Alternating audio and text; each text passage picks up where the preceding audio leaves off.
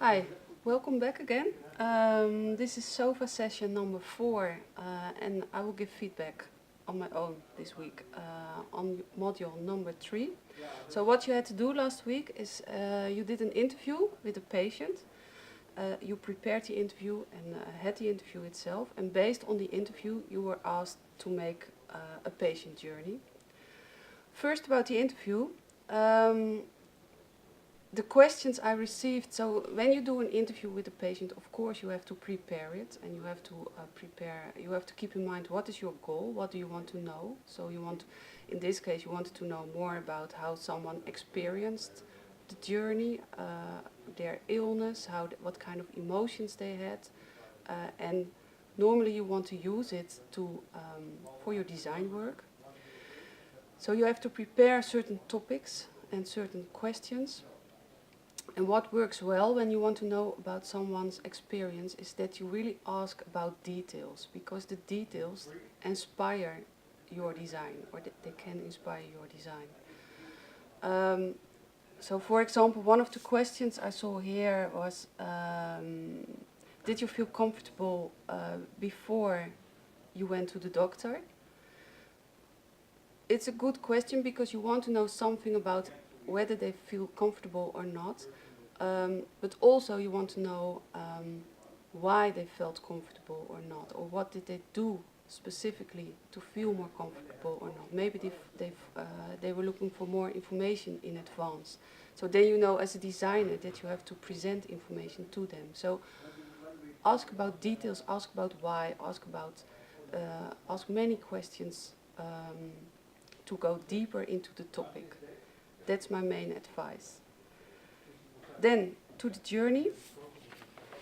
I'll put it here.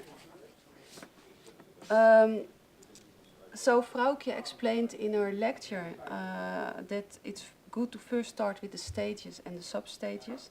There's not a good or a bad way how to do it. It depends on your own assignment, your design goal, and your most favorite way of working. So it needs to work for yourself.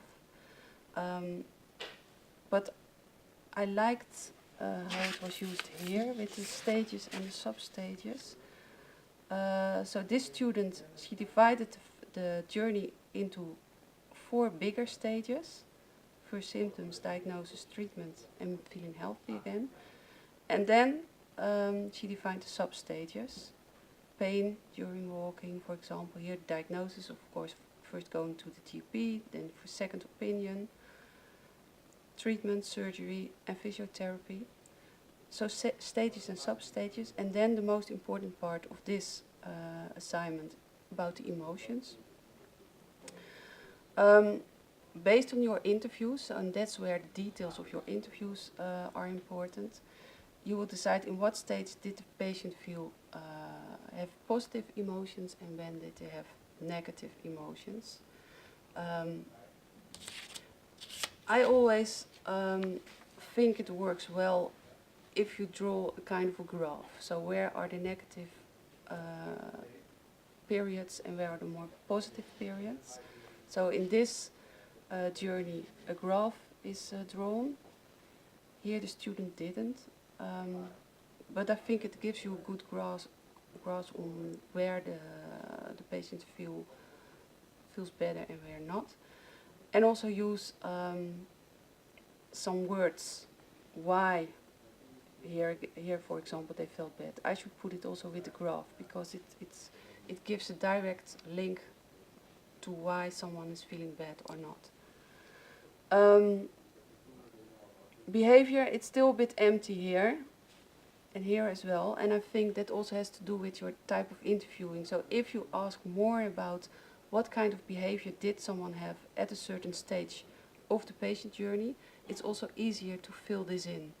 And you can use quotes or you can make your own estimations. And then the insights. Insights is already the translation from emotions and behavior of the patients to insights for the designer. So what gives you little triggers where design opportunities exist? So for example, here the insights are still very close to the patient. What is it? Expecting and talking about the disease. Oh no, sorry, I changed it. So here it's very close to the patient. Searching for people to share their story, so that's more what the patient is doing. But as a designer, it can give you insight that they want to share their experiences with peers, for example. So you could set up something on Facebook that they can share their experiences. So try to describe the insights in such a way that they already give little leads for your design work. Okay, that's it for now. Good luck with your next assignment, and I will see you next week.